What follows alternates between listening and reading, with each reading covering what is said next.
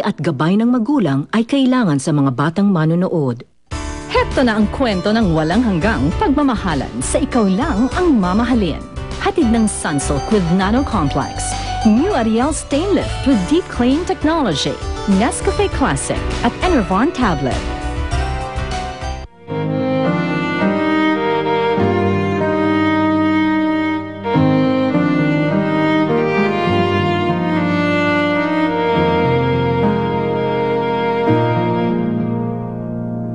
Huwag ka masyadong maging kampante. Napatay na nga si Maylin. Baka nga, hinahanap na rin niya si Ferdinand. Paano ko naman siya ipakikilala sa nanay niya kung ganyan ang kondisyon? Kung sa'yo pa nga lang, nahihirapan na siya mag-adjust eh. Panibagong stress na naman yun kung makikita niya si Lilian. Kaya nga ginagawa ko lahat para mahalin ako ng daddy ko eh. Kahit na hirap na ako makipagplastikan doon sa Catherine na yun, ginagawa ko pa rin. Maylin, bakit mo po tinatawag ang sarili mo? Saan mo nakuha yung peklat mo sa likod? Maliit pa ako nito eh. Hindi ko na matandaan eh. Pwede ba naman yung di mo maalala kahit konti? Wala kasi ako masyadong matandaan tungkol sa pagkabata ko. Bakit mo ba natanong?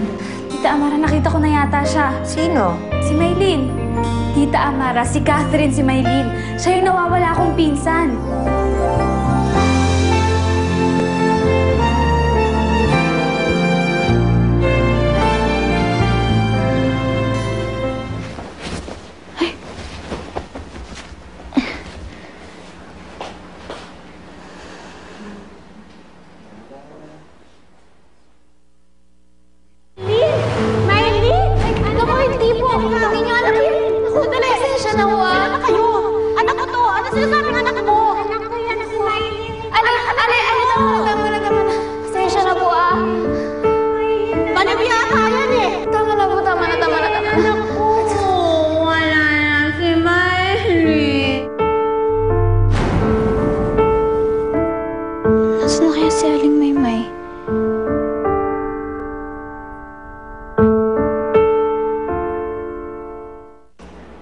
Sinasabi mong si Catherine at si Maylin?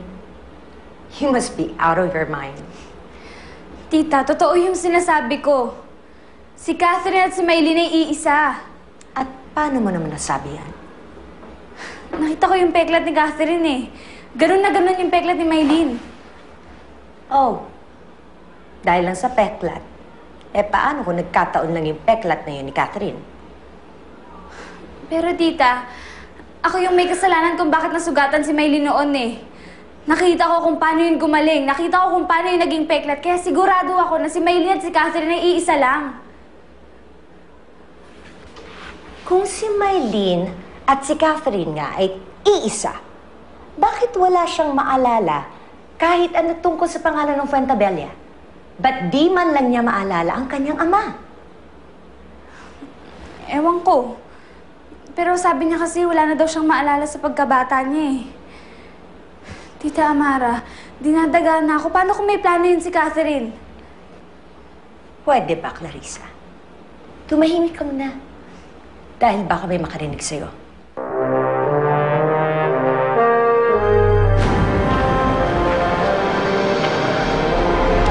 Clarissa, bakit? Clarissa?